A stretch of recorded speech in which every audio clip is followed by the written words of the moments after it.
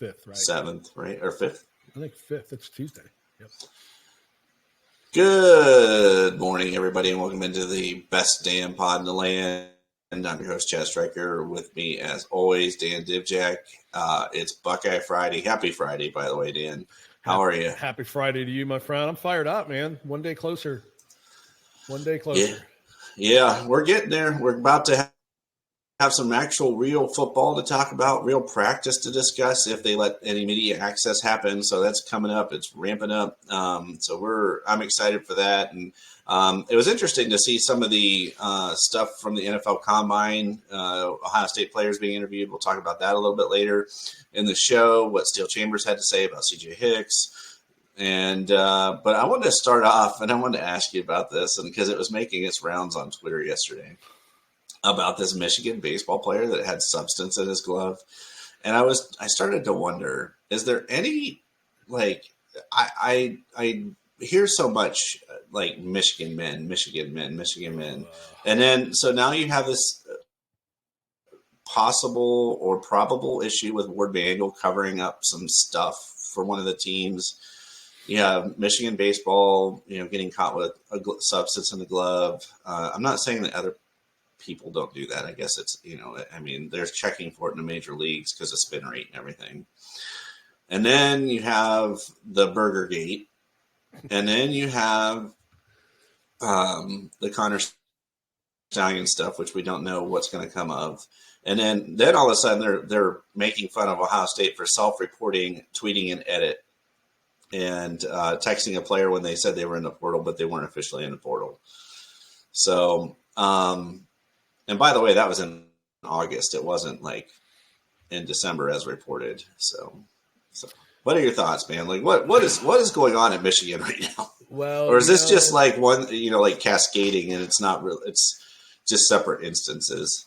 It reminds me of a story from when Jennifer Garner learned about Ben Affleck getting a Phoenix Rising tattoo that covered the scope of his back, and all she said was, bless his heart. And that's all I can do with Michigan anymore is just bless their hearts. I mean, it's an absolute dumpster fire. That's a Southern thing, guys. We don't know it. It's not. It's as condescending as you can be when you say bless their hearts. It's just like, oh, they're special. It's, I mean, I've said it before, if it wasn't so disgusting as to what's happened most recently, it would be funny. But I mean, have you ever seen a team get less pull from winning a national championship as Michigan has this offseason? No. No. And I can't help but and it started literally right on cue with Quinshon Judkins announcing his commitment, moments after the national title game ended. Like, that was, looking back on it now, that was just a sign of things to come for Michigan's offseason. Mm-hmm. Like, it was going to be irrelevant, or relevant for all the wrong reasons. Yeah.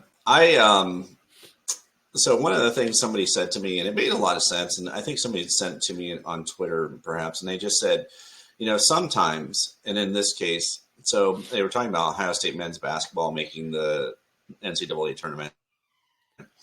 And I just said, sometimes it's the power of the brand. It's, that Ohio State brand nationally, for good, bad, indifferent, otherwise, it carries a lot of weight. And I know Michigan did in the 90s. They had their time with football and basketball in the 90s. But man, the last 20 years, how can you say Ohio State isn't, a top tier, top 5 program? You can't. And so the power of the brand makes a difference. Ratings, draws, everything, makes a difference. Yeah, for sure. And if we're being fair and honest, I mean, Michigan's brand is. They're a solid brand. I'm not knocking them, but they're not Ohio State. Which makes everything that's happened this last year that much more upsetting. And I think I touched on it on a previous episode, is that, like, just the disrespect towards the rivalry in the game. Oh yeah, you did mention that. That's come up with this most recent scandal. It's just so disappointing and disheartening, and but their brand is strong. It's not nearly as strong as all the Michigan men think it is. I mean, Well, I wanted to it's ask. not as successful Yeah. as they claim to be. Since we're off on this tangent, and I was going to do this for another show, give me your parallel Notre Dame and Michigan as far as power of the brand. Are they on par? Because I mean, obviously we're homers, we're Buckeye fans. Sure. So like, if you're a Michigan fan and you're listening to this, more power to you. But I don't think Notre Dame nor Michigan are in the upper echelon with the Georgia, Bama. If I was going to put like a top tier, it would be Georgia, Bama, Ohio State. Then probably I'd go Clemson, USC, Michigan, Notre Dame, and Texas. That'd probably be like the tier 2. I was wondering if you were going to hit Texas in there.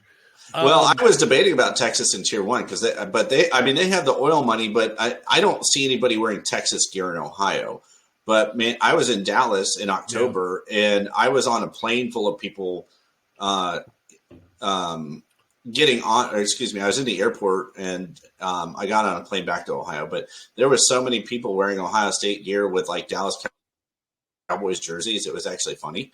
Yeah. But anyways. Well, Texas people will tell you that's because none of them want to move to Ohio. That's why you never see their gear. I don't blame them. I'd like to move to Texas, quite honestly. So. And I think they estimate, Buckeye Nation is 11 million strong? Yeah, worldwide. At least. Yeah. So yeah, I mean, we're everywhere. It's always weird for me to go back to Ohio and see people in Ohio State gear and not want to go OH, but I have to, throttle myself in state. Yeah. I'm like, look, yeah. Avery, they got Ohio State gear on. She's like, Dad, we're in Cleveland. Yeah. Do you like those tiers, or would you move them around a little bit? Do you think Michigan is on par with Notre Dame, above Notre Dame? I mean, I think we got to really break it down, right? Are we talking about brand recognition, or are we talking about brand recognition? No, just brand recognition. I mean, brand recognition. Then, yeah, I think that first tier is probably a little bit bigger as far as brand recognition goes. If we, who would you lump in there? Did I hear you? I mean, I think the tier. I mean, in the first tier, you had Ohio State, Georgia, Bama, Georgia. I mean, I would argue and be willing to concede that Notre Dame, Michigan, Texas, and maybe USC are in that tier 1A and 1, AA brand recognition. Okay. Now, when you start talking about success, I mean, I would actually argue that UGA might have more of a chance of falling out of that first tier from a brand recognition standpoint, but stay in the first tier from a success standpoint. Does that make sense? Yeah. Be interested to see in 5 years what people have to say about Bama. Yeah, I mean, you've got a recency bias too, right? Yeah. But I mean, I'm thinking about which brands, like if their brand, if they just were horrible or average or underperformed, would the brand hang on? Yeah, I mean, I just think we're getting gaslit by them at this point. Yeah, okay. Well, this was not planned to be part of the show at all. This was the weirdest tangent about I think we've done. So, but that's all right. That's why you guys join, for the randomness of our show. So, hey, speaking of the randomness of our show, if you could hit the subscribe and like button, we'd appreciate it. And we are planning to do a live show looking like next Friday, so a week from today, on the 8th. So if you'd like to join us for that, we're going to publish the time and everything. If you follow us on Twitter or Facebook or Instagram, we're going to put that out there. Dan and I are still planning that show. I'm also working on trying to have like a I guess additional guest if we can figure out how to make it work. So my question, Dan, I mentioned it earlier at the top when we were talking about all the stuff going on at Michigan and in Ohio State self-reporting. So Ohio State self-reports 4 minor level 3 violations. I think you and I have talked about this before. Like, if something was going on at Ohio State, Doug Archie's going to shut it down. Like, Doug Archie is worse than Andy Geiger. Like I've never met a man that follows the rules more than Doug Archie, and I'm a rule breaker, so it drives me crazy. So what's your take on this? I mean, it's quintessential Ohio State, right? Yeah. I mean, for crying out loud, Tressel got let go because of covering up tattoos. Yeah. I mean, Michigan just stood by Harbaugh during the worst on-field cheating scandal in the history of the game. Yeah. Urban got ran out for more, I think that's a two-way street with that one. But, I mean, find me somebody that didn't like Jim Tressel. I stay far away from that one. Yeah. But yeah, I mean, it's quintessential Ohio State. I mean, we over-report, I mean, I can't imagine that those type of things are not going on all day, every day at programs. I mean, some of the, like, if you look at it, sometimes you just walk into those things and you don't realize it, right? And then that's where you gain good graces with the NCAA, is by self-reporting stuff. And that's the theory there. Let's not be naive to this. Like, Ohio State's self-reporting those violations to, keep the heat off of them towards, other stuff that programs have been doing forever, but I guess is no longer illegal. But yeah, it's just silly. I mean, they certainly capitalized upon that online this weekend or this week. The Michigan. Oh fans. Yeah, they did. It's just silly. It's not the same as recruiting violations during COVID, which is what Burgergate was really about. Yeah. So let me read this to you. Impermissible contact with a transfer, providing a photo edit for a prospect. A booster was in contact with a player before a game. It sounds like on the sidelines, and which led to us, and then that led to a social media violation because the edit got retweeted. What are we even doing here? Like how is that? I don't even know. Why is that in the rule book? Like what? Well, it goes back to our previous conversation this week about the NCAA trying to stay relevant, right? Like, and this is why Michigan fans need to be very, very, very afraid, is that the NCAA is doing anything they can at this point to stay relevant. Yeah. Because every time and when it comes to this pay for play thing, they're losing just horribly in the court system. So when it comes to enforcing these rules, which everybody agrees that they can, they're going to do it. Try to stay relevant. So it's silly. And I don't know if you picked up on this, but everybody assumed that the transfer portal thing was with Caleb Downs. That was from August of last year. Yeah, that's what it. Yeah. I mean, I don't know who the player was, but I mean, August of last year. I don't know who you're talking to about the transfer portal at that point. I'm assuming it was somebody on the offensive line. It's an assumption. I'm assuming it was an offensive lineman because they were desperate. Yeah. And I don't know. I listened to JD Picknell off and on, from On3, and he was like, he called it a nothing burger with fries, which made me laugh because of the burger date. But I mean, realistically, what are we talking about here? So, I mean, I'm a homer. The thing that it was, if there was anything to me that jumped out about that, it was that a booster had access to a recruit. And I know that they do. This goes on everywhere, especially down south. But I'm glad they reported it. But I'm really there's a reason I have the rules that I have on Twitter, and one of them is I don't tweet at recruits, players, or coaches. You want to know why? Yeah. There's a fine example of why. Well, and quite honestly, I'm not going to give away names, but someone I went to high school with, his son plays for Ohio State. I saw them at the spring game last year, and we went and I talked to his dad and his mom and his sister, his aunt. But there's no reason to publicize that. I'm definitely not going to try to go down on the field before a game. That just Well, I can see how that happens. I can get off on a whole thing.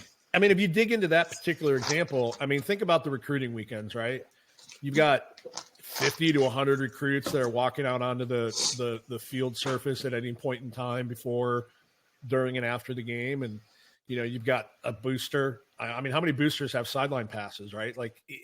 I don't even know if I've got sure. I mean, the booster should know better, and I'm sure they went through the education piece of it. But like you said, what are we doing? It's silly. And for the Michigan people to compare this to what's going on in their world, just keep gaslighting us, fellas. Yeah, well, just saying, they have to suspend Ryan Day right now for 3 games. Yeah, I commented on JD Pickles' Instagram post, and I said, just to clarify, a nothing burger is not the same as lying about a cheeseburger during COVID recruiting violations. All right. So speaking of other podcasts, go ahead. No, go ahead. You're good. I'm done. Oh no, man! We can talk about that all day. And guys, I promise when the notice of allegations comes out, we'll do. Dan and I are planning quite a show around that for the Connor Stallion stuff. If that ever happens, if the NCAA still exists, but we will do a show on that. But switching to other podcasts, Josh Pate, who I appreciate a lot and enjoy his stuff, is reporting that FSU moving out of the ACC is imminent. And I was just wondering, Dan, do you want FSU in the Big Ten? Are they a fit? So it's the closest of the Florida schools to me anyway. Fair enough. Tallahassee, yeah. Yes, that would not be awful. Up to this point, I haven't given much thought of it because I'm kind of numb to this whole, as soon as UCLA and USC joined the Big Ten, I was like, okay, I'm done caring about any logic that's going into this. Right.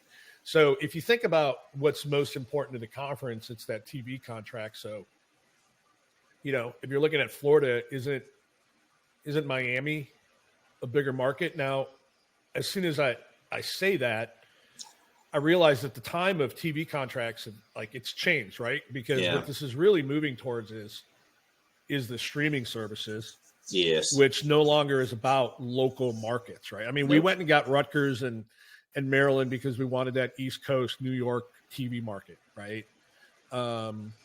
We went. I mean, I can't even say that's why we got UCLA and USC anymore because that was at the precipice of this, TV renegotiation.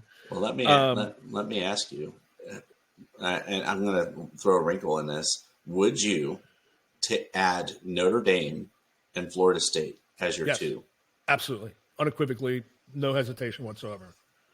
And that goes back to our original conversation about brand, right? I mean, what has Notre Dame done in the last 20 years? They made one title game and, got crushed. Yeah. Somebody had a but it's Notre Dame, man. I mean, I went to see Orlando Pace and the boys play them in South Bend in '96. And if I hadn't been there to root for Ohio State, I would have got sucked into the Notre Dame lore and become a quasi Notre Dame, that's my second team type of a thing just by being there. So yes, Notre Dame, absolutely. If it means we take FSU with them, sure. I was just thinking, if I could go around the country and kind of pick some schools that might need to add a conference or leave a conference, I'd add Florida State and Notre Dame. And I have a really, really good friend, a very, very close friend who's a huge Notre Dame fan, but he's real too. When we would vacation long story short, we used to go to Fort Myers before the hurricane, and we can't anymore because of our home got destroyed. But they had a home down the street, and we would sit and talk in the winters. And he was very real. He's like, "We're not going to beat Ohio State, not with Tyler Buchner," those kind of things. So, Notre Dame, Florida State. I just wonder, and this is me wondering, does that in any way, so they're in the Big Ten, they'd be playing against Ohio State. Do you think that impacts Brian Hartline's pipeline, or it's Brian Hartline and we don't have to worry about it? No, I don't think the conference affiliation means crap when it comes to that. Okay. I mean, we're beating them now. Do you think JJ's going to go to Florida State because they joined the Big Ten? No. It was just in my notes. Yeah. I don't even. These kids 10 years from now, these kids aren't even going to know what these conferences are. Yeah, fair enough. Would you take North Carolina? Now, don't think football. Don't think just football. It depends. It depends if football is going to separate. If football is going to separate from the other sports, then no, I don't care. I know they're an American Athletic College or whatever that AAC. Yeah. And or American Academic College or whatever. if they're going to keep basketball, then yeah, I'd be all over Duke and UNC. Yeah, so that's what I was thinking. So in my mind, I'm like, North Carolina has a decent football team. Yeah, they got it. Yeah, they got it. I mean, they're respectable. Yeah, and so I mean, they are the Penn State of their league. So okay. Let's run it like that. They're not Rutgers, although I think Rutgers could win 10 games this year. Shiano can coach, man.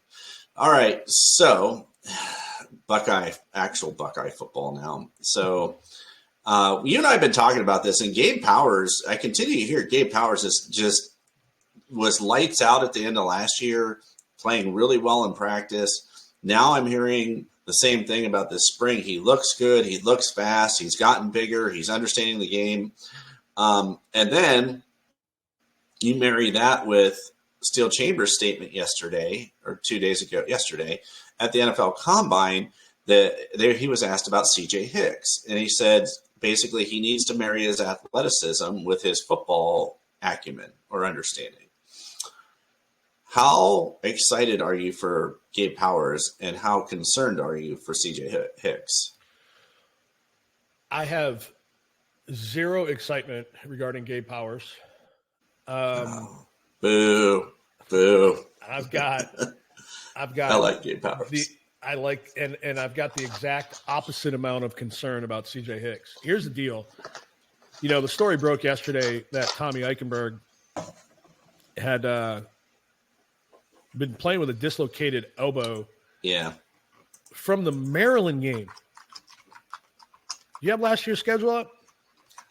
I think that was like game 6, maybe game 5. Let me look here.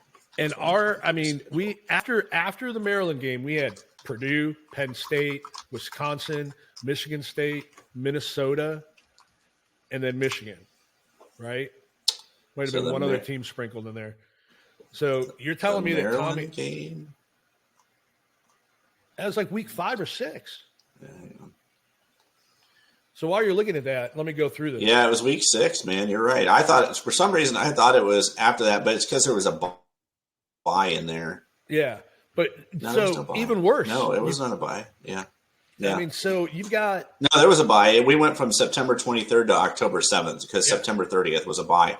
Yep. I remember that because I was out of town that weekend. Yep. Yeah. But, let's think about this for a second. Tommy played with a dislocated shoulder from the 5th game on, or dislocated elbow. We did nothing to improve our depth, reps, or anything at that position. The fact that he had to play that many games with a dislocated shoulder has caused my concern for that position to go through the roof in the last 24 hours. And it goes back to something that I think you and I have talked about offline. Last year, I'm going to give you perspective here.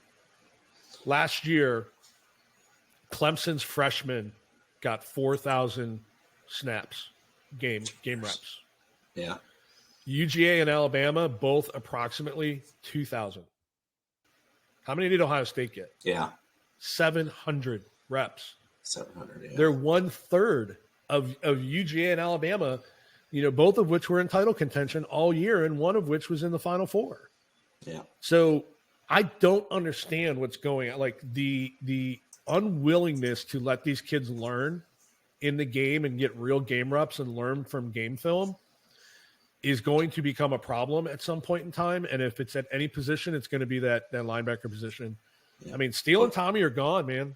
They're gone. Can I tell you, this? So when I listened to those kind of things, and I remember thinking this last year too, is for some reason in my mind, I think Ryan Day honestly thought he was going to be able to plug Cobb Cord in, and that we were going to, be able to have him throw 50 touchdowns like Dwayne Haskins did, and that they were going to be able to rotate younger guys. But we just didn't pull. Even the Western Kentucky game, we didn't pull away till the third quarter, midway through the third quarter, to where I felt like, okay, they could probably still – Western Kentucky could hit a couple home runs and we're still going to win this game. So that yes, I can see it. I know it's frustrating. So I do agree. We have to rotate more. We have to do it this year. But listen, I want you to listen to this. Okay. Gabe Powers, number 5 linebacker, rating of 4-star linebacker, rating of 95, had offers from, he's a top 100 player according to 247 composite, Florida State, Ohio State, like just about anywhere you would want to go. He had offers to Michigan, Michigan State, Minnesota, Notre Dame, Penn State, Pitt, Stanford, Purdue, keep going, some SEC schools. So he could have went anywhere. He's from Marysville, Ohio. He's a class of 2020. So he's basically a redshirt junior. If the light was going to come on, and I mean, I like the kid. I think I was excited when they got him. I thought he was going to be, what we thought Jack Sawyer should be too. Both those kids being Ohio kids. Now Marysville, it's not a huge area, but they play good football down there. So would you be shocked if Gabe Powers is on the field a lot this year in that in the linebacker room, I guess? I would be pleasantly surprised, and yes, I would be shocked. Okay. At the same time, only because of the track record of we haven't been rotating at the position. Now, hopefully Laurinaitis can change that, but I'll tell you what, man, the honeymoon's over. He's on the clock. Mm-hmm. He's got to develop these guys. Yeah. For the fact that Tommy played with a dislocated elbow for 2/3 of the season, and we couldn't get any meaningful reps to CJ and Gabe during that time frame. Yeah, it's a problem, and we need to get him in there. I mean, you look at CJ, man. He was neck and neck. He had identical recruiting rankings, stars, scores, and everything with Harold Perkins at LSU. Yeah, and Harold Perkins was a freshman All-American. Yeah, now he played out of position this year and took a little bit of a step back in production. But once they put him back where he needed to be and told him just to play, he lit it up. Now, granted, their defense sucked, but yeah, I mean, so maybe Ryan Day does know something about this, and Jim Knowles knows something about who should be on the field. But man, they're at practice every day. Yeah, I mean, they are. I'm going to give them a slight edge in team knowledge over us. But I mean, that's one thing about Knowles, man. I mean, we saw it with Proctor 2 years ago. He went into the first game of the year as a starter. He missed that tackle on Lorenzo Styles in the Notre Dame game that went for 75 yards. He was gone. He barely saw the field the rest of the year. Yeah. So, and that was on a defense that was porous. Yeah. I'm keeping an open mind going into the third year of this system, and then maybe that will help with the rotation a little bit. But we need to get more people on the field and more experience, especially with this long of a season. Well, I know some people on other pods have been postulating maybe that CJ Hicks just needs to play like a rover. They call it a jack. I've always called it a rover. Whatever. Same position. And that he could flip flop with Sonny. And my fear is they screwed Jack Sawyer up something awful by having him play that position and then like try to retrain his brain. And, these guys have been playing the same position since they were 7, so not that it can't be done because look at Baron Browning, but yeah. Okay. I can move on from that topic. It's frustrating for me. So, but I will say that I hope CJ Hicks makes that leap because he's got all the talent in the world. But what Steele said kind of made my radar go up a little bit. All right. So final thing. It's the same thing we've been hearing, right? What did I tell you when you texted me that? I said, there's that, once he gets it is the same thing. That's synonymous with potential. That's a bad word when you're going into your third year of being a 5-star that hasn't seen the field. Absolutely. So bonus question, we'll wrap it up with this for 1 or 2 minutes. So Berm was in a pretty heated argument on the pod the other day. It was really interesting that Jeremiah Smith must play a lot this year. He's the equivalent of drafting a number 1 pick for your organization. Let's just use, CJ Stroud, and imagine CJ Stroud not playing this year. So do you see that playing out with a Mecca back? Because if you think about it, Mech and Tate are both, outside guys. And you have Ennis, who came on towards the end of last year in the slot. Thoughts? If he's as advertised, then I agree wholeheartedly with Berm. I mean, this kid, this isn't, as excited as I was about Carnell Tate last year and everything we heard about him just being ahead of his class, physically, maturity. Marv said he's ahead of him. All of that. But it pales in comparison to JJ. Okay. To what we've heard. And I mean, I think that's a phenomenal analogy by Berm. I didn't hear that. I'll have to go back. I guess they were talking about the wide receiver room that day. Yeah. Yeah. I mean, I don't disagree. I'm less concerned about it. I mean, I think that, we're going to see that fourth receiver play a lot more this year. I mean, Carnell did get some snaps last year. He made some great plays last year. Yeah. He's good at blocking. He's a good blocker. He's a willing blocker. Willing. There's a good word. Maybe so, and that, choose your words carefully. I've looked at JJ's film and I don't see a lot on his huddle of him, blocking. Yeah. So we'll see how that plays out because we know that will be an issue. But I mean, goodness, it doesn't take much to separate yourself from the other receivers when it comes to blocking. Yeah. Yeah. Well, let me ask you this. So this was posited by a friend of mine when we were talking about this. And he said, what if you played JJ and Carnell on the outside, let Mech run basically the slot routes a la like Wes Welker? Because Mech isn't huge. He's not a huge kid. I think he's like 6'1", 6'2". He's not big. And then you can bring Ennis in as well. And I feel like I'm forgetting somebody. Oh, it's Jaden Ballard. They were all on the Jaden Ballard trade. And I'm like, listen, if you'd want Jaden Ballard to go run a go route for the hell of it, have at it, man. Go for it. But the thing is, the argument I would make is we don't have Dwayne Haskins or Justin Fields that's going to throw the ball 60 yards in the air. I don't think Will Howard has that capability personally. Now, maybe he does, and it's just not on film from Kansas State, but those two. I mean, you think about that. I was thinking back to the Clemson 2020 Clemson game when we just blasted them, and Fields was just standing at the 50-yard line, flat-footed, slinging the ball to Olave and Jamison Williams in the end zone. Just beating their DBs like they stole something. And can Will Howard do that? Does it make sense? Is it part of the offense this year? Are we, I mean, listen, if he's 6'5", 240 something and he can't sling it 60 yards, then there's a problem. Yeah. I don't think he was asked to at Kansas State, and I'm becoming more and more. You gonna get going?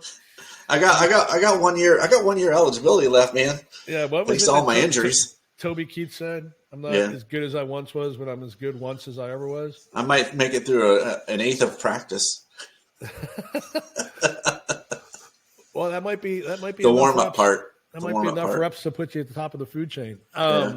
Just warm ups, I mean, I think with the Chip Kelly offense, I think we're going to see our receivers go 5 to 6 deep, and I think that. I mean, the top four are locked in stone. I think those are obvious. I think the ones to watch for the second ones. Now, I didn't realize that Mylan Graham's not coming in until the summer. Yeah. But he's going to be dynamic. And then Bryson Rogers coming back. They mentioned that. There have been multiple people mention that like Bryson Rogers was really coming on at the end of last year. And I kind of forgot about it because he went in the transfer portal and I kind of put him out of my head. But he's a Youngstown kid. He wants to be at Ohio State. He tested it. It wasn't out there. I think he got caught up. So, but I think we go 5 to 6 deep. I don't know if Jaden Ballard's one of those guys. I think he's just happy to be here. Yeah. I think he's just happy to be at Ohio State. Yeah, man. Maslin kid. Yeah. I mean, I would like to let him actually for real return kicks this year, punts. Personally, just let him loose instead of just fair catching everything. But I can't imagine them having a Mecca back there this year. Can you there's no way they're going to do that, right? I heard something the other day about somebody who will be returning kicks, and it surprised me. And it wasn't a Mecca. It wasn't Ballard. I don't know who it was. I got to remember. I'll have to go back and remember to see who it was. But it was a surprise, and it would be progress. Yeah. I mean, our special teams can't be any worse than it's been the last few years. Was it Sam Williams-Dixon? No, it wasn't a freshman. Okay. All right. Well, he's one I got my eye on too. It might have been Dallin for kickoff returns. It was something that surprised me. That would be weird, right? That you're the guy that you're counting on in case one of your guys gets banged up. I can't figure it out anymore, man. They need to do something to put some points on the board with the special teams. Hey, did Ted Ginn leave as a junior? Do you remember? Somebody call Ted Ginn. I think he did. Okay, somebody call him. I'm gonna text him. We go. I have his number somewhere from. Yeah, no, I don't. But anyways, all right, guys, it's truly Friday. We're in a good mood. Everybody's happy. We're at our 35-minute mark, so I think we've exceeded our 20-minute ambitions again, but that's all right. We appreciate you guys listening as always. Keep in mind next Friday live show. So if you want to, be on YouTube and comment in the chat some questions. I'm working on setting it up so your super chats get to the top of the line, so we'll figure that out too. But Dan, last words are yours as always, man. Nah, man, just excited for next week. Spring practice, see how it all plays out. It'll be interesting to see who takes the first snap. My money's on Devin. And then just like and subscribe. Mentioned earlier, Michigan fans that are watching, we appreciate the help with the algorithm. Keep them coming. Yeah. What's the line on Devin taking the first snaps? I might be interested in getting in on that action. Let's just put it this way. I'd be really, really, really surprised if he does not take the first snap with the ones during the team session. All right. Very interesting. It would go against everything Ryan has ever said about competition. You heard it here first, folks. Devin Brown taking them for the snaps. All right. Well, y'all enjoy your weekend. Thanks, Dan, as always. You guys stay safe out there. Have a good weekend. We appreciate you listening. Like and subscribe. And as always, go Bucks. Go Bucks.